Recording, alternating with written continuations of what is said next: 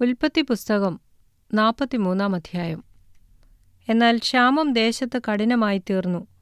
അവർ മിസ്രയീമിൽ നിന്ന് കൊണ്ടുവന്ന ധാന്യം തിന്നു തീർന്നപ്പോൾ അവരുടെ അപ്പൻ അവരോട്, നിങ്ങൾ ഇനിയും പോയി കുറെ ആഹാരം കൊള്ളുവീൻ എന്നു പറഞ്ഞു. അതിന് യെഹൂദാ അവനോട് പറഞ്ഞത്, നിങ്ങളുടെ സഹോദരൻ നിങ്ങളോടുകൂടെ ഇല്ലാതിരുന്നാൽ നിങ്ങൾ എൻ്റെ മുഖം കാണുകയില്ല എന്ന് അദ്ദേഹം തീർച്ചയായും ഞങ്ങളോട് പറഞ്ഞിരിക്കുന്നു. നീ ഞങ്ങളുടെ സഹോദരനെ ഞങ്ങളോടുകൂടെ അയച്ചാൽ ഞങ്ങൾ ചെന്ന് ആഹാരം വാങ്ങിക്കൊണ്ടുവരാം. അയക്കാഞ്ഞാലോ ഞങ്ങൾ പോകയില്ല. നിങ്ങളുടെ സഹോദരൻ നിങ്ങളോടുകൂടെ ഇല്ല എങ്കിൽ നിങ്ങൾ എൻ്റെ മുഖം കാണുകയില്ല എന്ന് അദ്ദേഹം ഞങ്ങളോട് പറഞ്ഞിരിക്കുന്നു. നിങ്ങൾക്ക് ഇനിയും ഒരു സഹോദരനുണ്ടെന്ന് നിങ്ങൾ അദ്ദേഹത്തോട് പറഞ്ഞ്, എനിക്ക് ഈ ദോഷം വരുത്തിയതെന്തിന് എന്ന് ഇസ്രായേൽ പറഞ്ഞു. അതിന് അവർ, നിങ്ങളുടെ അപ്പൻ ജീവിച്ചിരിക്കുന്നുവോ? നിങ്ങൾക്ക് ഇനിയും ഒരു സഹോദരനുണ്ടോ എന്നിങ്ങനെ അദ്ദേഹം ഞങ്ങളെയും ഞങ്ങളുടെ വംശത്തെയും കുറിച്ച് താൽപ്പര്യമായി ചോദിച്ചതുകൊണ്ട് ഞങ്ങൾ ഇതൊക്കെയും അറിയിക്കേണ്ടി വന്നു. നിങ്ങളുടെ സഹോദരനെ ഇവിടെ കൂട്ടിക്കൊണ്ടുവരുവീൻ എന്ന് അദ്ദേഹം പറയുമെന്ന് ഞങ്ങൾ അറിഞ്ഞിരുന്നുവോ എന്ന് പറഞ്ഞു. പിന്നെ യെഹൂദാ തൻ്റെ അപ്പനായ ഇസ്രായേലിനോട് പറഞ്ഞത്, ഞങ്ങളും നീയും ഞങ്ങളുടെ കുഞ്ഞുകുട്ടികളും മരിക്കാതെ ജീവിച്ചിരിക്കേണ്ടതിന് ബാലനെ എന്നോടുകൂടെ അയക്കണം. എന്നാൽ ഞങ്ങൾ പോകാം. ഞാൻ അവന് വേണ്ടി ഉത്തരവാദിയായിരിക്കാം. നീ അവനെ എൻ്റെ കയ്യിൽ നിന്ന് ചോദിക്കണം. ഞാൻ അവനെ നിന്റെ അടുക്കൽ കൊണ്ടുവന്ന് അവനെ നിന്റെ മുമ്പിൽ നിർത്തുന്നില്ലെങ്കിൽ ഞാൻ സദാകാലം നിനക്ക് കുറ്റക്കാരനായിക്കൊള്ളാം. ഞങ്ങൾ താമസിച്ചിരുന്നില്ലെങ്കിൽ ഇപ്പോൾ 2 പ്രാവശ്യം പോയി വരുമായിരുന്നു. അപ്പോൾ അവരുടെ അപ്പനായ ഇസ്രായേൽ അവരോട് പറഞ്ഞത്, അങ്ങനെയെങ്കിൽ ഇത് ചെയ്വീൻ. നിങ്ങളുടെ പാത്രങ്ങളിൽ കുറെ സുഗന്ധപ്പശ, കുറെ തേൻ, സാമ്പ്രാണി, സന്നിനായകം, ബോടനണ്ടി, ബദാമണ്ടി എന്നിങ്ങനെ ദേശത്തിലെ വിശേഷ വസ്തുക്കളിൽ ചിലതൊക്കെയും കൊണ്ടുപോയി അദ്ദേഹത്തിന് കാഴ്ചവെപ്പീൻ. ഇരട്ടി ദ്രവ്യവും കയ്യിലെടുത്തുകൊള്ളുവീൻ. നിങ്ങളുടെ ചാക്കിന്റെ വായ്ക്കൽ മടങ്ങിവന്ന ദ്രവ്യവും കയ്യിൽ തിരികെ കൊണ്ടുപോകുവീൻ. പക്ഷേ അത് കൈമറച്ചിലായിരിക്കും. നിങ്ങളുടെ സഹോദരനെയും കൂട്ടി പുറപ്പെട്ട് അദ്ദേഹത്തിന്റെ അടുക്കൽ വീണ്ടും ചെല്ലുവീൻ. അവൻ നിങ്ങളുടെ മറ്റേ സഹോദരനെയും ബെന്യാമീനെയും നിങ്ങളോടുകൂടെ അയക്കേണ്ടതിന് സർവശക്തിയുള്ള ദൈവം അവന് നിങ്ങളോട് കരുണ തോന്നിക്കട്ടെ. എന്നാൽ ഞാൻ മക്കളില്ലാത്തവനാകണമെങ്കിൽ ആകട്ടെ.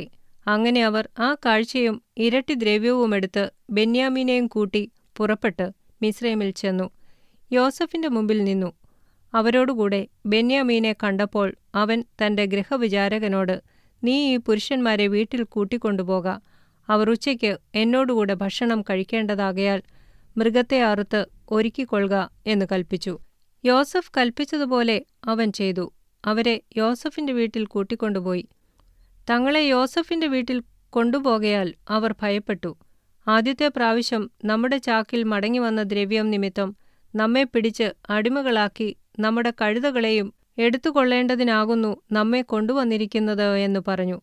അവർ യോസഫിന്റെ ഗൃഹവിചാരകന്റെ അടുക്കൽ ചെന്ന് വീട്ടുവാതിൽക്കൽ വെച്ച് അവനോട് സംസാരിച്ചു. യജമാനനെ, ആഹാരം കൊള്ളുവാൻ ഞങ്ങൾ മുമ്പേ വന്നിരുന്നു.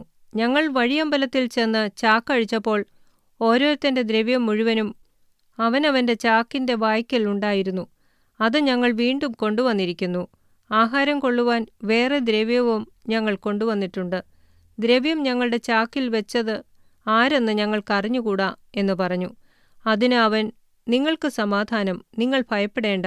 നിങ്ങളുടെ ദൈവം, നിങ്ങളുടെ അപ്പന്റെ ദൈവം തന്നെ നിങ്ങളുടെ ചാക്കിൽ നിങ്ങൾക്ക് നിക്ഷേപം തന്നിരിക്കുന്നു. നിങ്ങളുടെ ദ്രവ്യം എനിക്ക് കിട്ടി എന്നു പറഞ്ഞ് ശിമയോനെയും അവരുടെ അടുക്കൽ പുറത്തു കൊണ്ടുവന്നു. പിന്നെ അവൻ അവരെ യോസഫിന്റെ വീട്ടിനകത്ത് കൊണ്ടുപോയി അവർക്ക് വെള്ളം കൊടുത്തു. അവർ കാലുകളെ കഴുകി. അവരുടെ കഴുതകൾക്ക് അവൻ തീൻ കൊടുത്തു.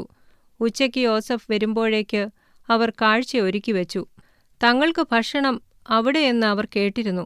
യോസഫ് വീട്ടിൽ വന്നപ്പോൾ അവർ കൈവശമുള്ള കാഴ്ച അകത്തു കൊണ്ടുചെന്ന് അവന്റെ മുമ്പാകെ വെച്ച് അവനെ സാഷ്ടാംഗം നമസ്കരിച്ചു. അവൻ അവരോട് കുശലപ്രശ്നം ചെയ്തു. നിങ്ങൾ പറഞ്ഞ വൃദ്ധൻ നിങ്ങളുടെ അപ്പൻ സൗഖ്യമായിരിക്കുന്നുവോ? അവൻ ജീവനോടിരിക്കുന്നുവോ എന്ന് ചോദിച്ചു. അതിന് അവർ, ഞങ്ങളുടെ അപ്പനായ നിന്റെ അടിയാന് സുഖം തന്നെ, അവൻ ജീവനോടിരിക്കുന്നു എന്ന ഉത്തരം പറഞ്ഞു കുനിഞ്ഞ് നമസ്കരിച്ചു.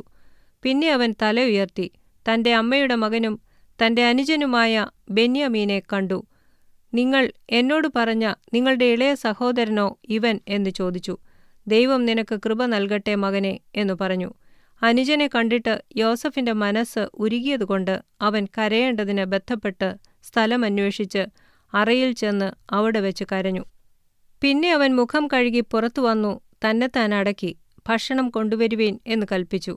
അവർ അവന് പ്രത്യേകവും അവർക്ക് പ്രത്യേകവും അവനോടുകൂടെ ഭക്ഷിക്കുന്ന മിസ്രയീമ്യർക്ക് പ്രത്യേകവും കൊണ്ടുവന്നു വെച്ചു.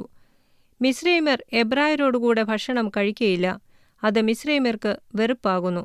മൂത്തവൻ മുതൽ ഇളയവൻ വരെ പ്രായത്തിനൊത്തവണ്ണം അവരെ അവന്റെ മുമ്പാകെ ഇരുത്തി.